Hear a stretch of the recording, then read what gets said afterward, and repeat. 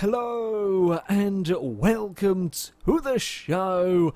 For today's hill climb monster, I have got one of my favourite cars, certainly my favourite of the Aston Martins, the Vantage V600. This is essentially a British muscle car. A very, very crazy British muscle car. 600 horsepower from 2 superchargers in this car. This is a genuinely double supercharged engine. It's a crazy, crazy car, and I'm going to turn it into a hill climb vehicle. My concerns with it, well, it does start off relatively high PI, and by the time I put snow tyres on, it's probably going to put us into S1 class, and by the time we put all-wheel drive on it as well, it's not going to have much PI to play with, although 325s at the front are humongous tyres, 355s at the rear. So we have got plenty of tyre to go around, and that is definitely good news. We will go and put all-wheel drive on. It does actually up our PI too much, which is going to be helpful because it's quite a heavy car. You can actually swap the engine, not that I'm sure why you would. There's a V10 and the V12 option in it. We are not going to be swapping the engine in this car. We are, though, going to be having some aerodynamic parts put on the vehicle. We are going to want handling. Now, one of the big difficulties is to decide to do with this build. We will put, of course, race brakes and rally suspension. They are a given along with the race anti-roll bars and the roll cage. But what we do with weight reduction? That is a tough call. You see, we could go full weight reduction and it will stay within S1 class. Still going to be quite heavy at 3,800 pounds, but not got very much PI to play with for giving it any more power. We could kind of sit somewhere in the middle, which I think is where I'm going to go with this. Save us 400 pounds, and then we can do things like exhaust and so on in the engine that can save us some weight as well. Let's face it, the Transit went up the course. Went very quickly despite weighing an absolute ton, although that did have 1,000 horsepower. So yeah, we're going to sit somewhere in the middle with that. We are then, going to see what we can do. Exhaust is always a good one for saving some weight. Superchargers, sometimes the upgraded one will be lighter, sometimes it is not, and in this case, it is not, but it's only a fraction different in weight, and it does give us another 56 horsepower. I think it gives us 56 torque as well. We are going to, kind of just keep going with the engine parts for now. I might just have a quick look at something like gearbox. Okay, no, there's not much. What do you reckon? 0 to 63 seconds. This is actually making any PI difference at all, so I think we will go for it. I think when we do drivetrain conversions, these bits don't seem to make a huge difference to the PI. It, of course, will change gearbox and so on when you change drivelines, so that don't really make a huge difference to the PI. We can, well, I love that 12 horsepower adds 2 PI in this vehicle. That's quite impressive.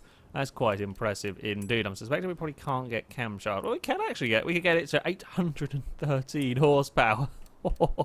That's a lot. There's a lot of power going to be going on in this car. I don't think we will, you know. I think, bugger it. You know what? We're just going to shove on another 104 horsepower in our Aston Martin.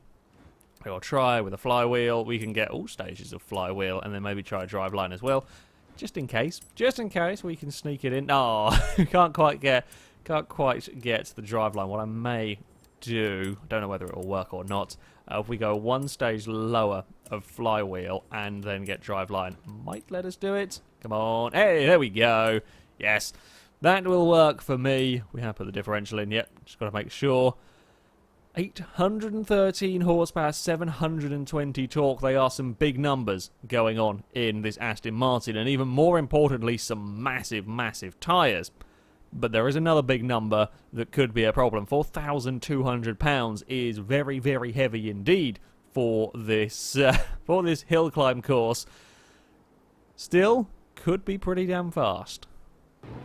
Now, of course, to test out our crazy Aston Martin, we have come to the Devil's Corners hill climb. I will get 3 runs up this route in an attempt to go as fast as possible. Now, our current leader is the BMW 2002 Turbo. It has a time 158.4. Now, I'm not sure we're quite going to have the power to weight ratio really to compete with that BMW. I think we might struggle to beat it in terms of crazy acceleration, but we might have the cornering grip to go relatively fast. Now we were We're at 120 something miles an hour in the Subaru Brat as we came into that first tarmac corner. In this, we're doing about 110, which is, I mean, it's quick, but it's not got the acceleration. It's not got the acceleration at all down to there. Now we are actually we're pretty good through the corners, although again I was hoping for more in terms of turning with this car. It's certainly a lot more controllable than the Brat, for example. However, I was hoping that we would get a little bit more. And this is the problem we have with having, well, a very, very heavy car. We can have as big a tyres as we like on it. It's still going to struggle. There's just so much mass moving around. We just can't get it through the corners. Yeah, we are really, really struggling for speed down these straights. And if we'd gone for weight reduction, we wouldn't have the power necessary to propel the car. So it's yeah, problems in both ways of building a vehicle. Come on, Aston Martin, get it around these tight hairpins. Yeah, the grip is very nice on this car as we throw it into yet another hairpin. We could do with about 1,000 pounds lighter, really. We're going to go very wide out there. We're exploring a little bit on this opening lap, seeing what the crazy Vantage can do. It doesn't feel like it's got 800 horsepower and 700 torque. Because there's so much weight going on, it just doesn't feel as ludicrous as it actually is. We will be, yeah, we can carry a lot of speed through that corner. It's 95 miles an hour across the jump. So, you know, we're not that far down on the likes of the Brat. However, it's still, yeah, over the course of a run, 202.5 on its first pass. Not great. Not great. 202.6, sorry. Not great on its first run. Hopefully I can get some more speed out of it. We will have to see. Now, as we head on to our second run, we did talk briefly with the Skyline about the car getting a little bit screwed over in some respects with the Forza PI system, but I fear this Aston Martin might be another one that is, well, just got too much weight around it, and you take the weight reduction off, the PI means you can't get enough power, so you're kind of a little bit stuck, I feel, or I fear perhaps, with this vehicle. It can happen at the end of the day, especially with tyres as large as we have got on this. That also takes a lot of PI. It does mean we can do that's an interesting line. Works really well with the car. Means we can get away with things like that. Now we can get away with quite a lot in this car. You've got to be brave. You've got to believe that you can get away with things in the Aston Martin, because you can throw it about quite a lot through these corners, and there will be enough grip. How light dare we be on the brakes?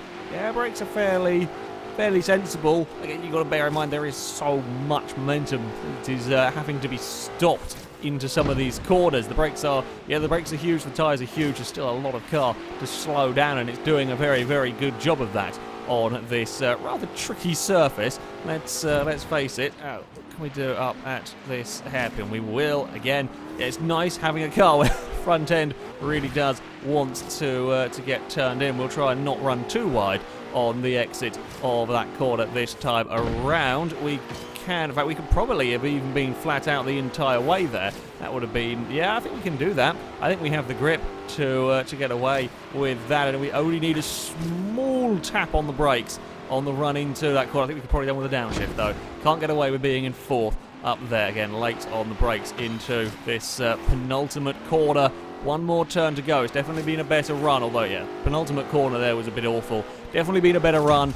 2 minutes, 0.3, I believe that was. 2 minutes 3, 2 minutes 4. There we go, yeah, 2 minutes 4. Yeah, I think we can get it under the 2 minute mark. I think if we get, I know I kind of butchered the penultimate corner, got us all out of position. I think we can get it under 2 minutes, but much faster than that is going to be a tall order. Well, perfection is rather needed here if we are to go under the 2 minute mark. I would love to. This is one of my favourite cars in the game, certainly, as I said, the favourite of the Aston Martins. However, it is struggling big time here at this hill climb.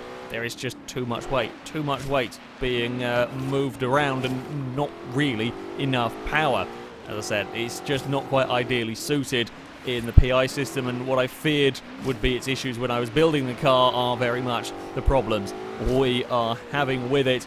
It's not bad through these corners. There is certainly, you know, very, very good amounts of corner speed. We're not frantically spinning the wheels about like we did in the Subaru Brat. However, it is not able to accelerate out the other side of the corners. It's probably taking as good a corner speed as anything that's gone before it. But it's then now when we're not accelerating towards the next corner anywhere near fast enough. We think the BMW 2002 Turbo was probably half the weight of this with 700 horsepower. Half the weight with only 100 less horsepower. You get the idea. It's always going to be a little bit problematic for the poor Vantage. I'm trying to be as greedy as I can with these corners. I know I can throw the car in, and there will be a good amount of grip here. Even having to resort to the handbrake slightly there as I left it a tad late on the brakes. Yeah, we can carry great corner speed, and it's lovely having the confidence in the car to really attack the course. We will be flat out here, although we're again going to have to take this slightly alternate line across the ice. When we're flat out there, you can't actually get the car back across the road in time. I don't know what gear I want to be in there. I think it wants to be in third as we leave the jump. Yeah, third is good. Third is good. Now, let's not mess up this penultimate corner. We kind of hug the inside a lot there. Try and get as good a run out the second part. It's got a little bit skew with, I'll be honest, but it's a better run. In fact, actually, I found quite a lot of time on that. 59.1. I've had a lot more time on that than I was expecting. A lot more time. I think where I could make up the speed coming down towards that ice section with the way that I could throw the car through there, and a couple of the corners I was being massively aggressive with because I have the grip. I have the grip to get away with, and it is planted enough that we're not sliding around. That's a good time. That is a really good time. I wasn't expecting to be able to find that much whatsoever. In fact, we have got another tie on our lead. I don't know how I keep doing this on Horizon 3. We have got a tie for third place. The Aston Martin that certainly struggled on its openings run will set an identical time to the Lancia Delta S4. It beats the Transit, it beats the Skyline, the Subaru Brat, and the Lotus Exige. In the end, outright cornering grip through probably 3 or 4 corners on the circuit would be enough for the Aston Martin. Yes, it is a very heavy car and it does struggle on acceleration, but that corner grip would be enough to be able to get it into a joint third place. It is, though, still a fair way down on, I say fair way down, 0.6 of a second down on the 69 Charger, 0.7 down on the BMW 2002 Turbo. I'm a little bit surprised. I was not prepared for that that hill climb time on that final run. But there we go. Managed to pull something out of the bag for that. And I am very, very glad to see the Aston Martin at least relatively respectably placed in the table at this moment in time. However, that is going to be it for this video, guys. Thank you very much for watching. And until next time, goodbye.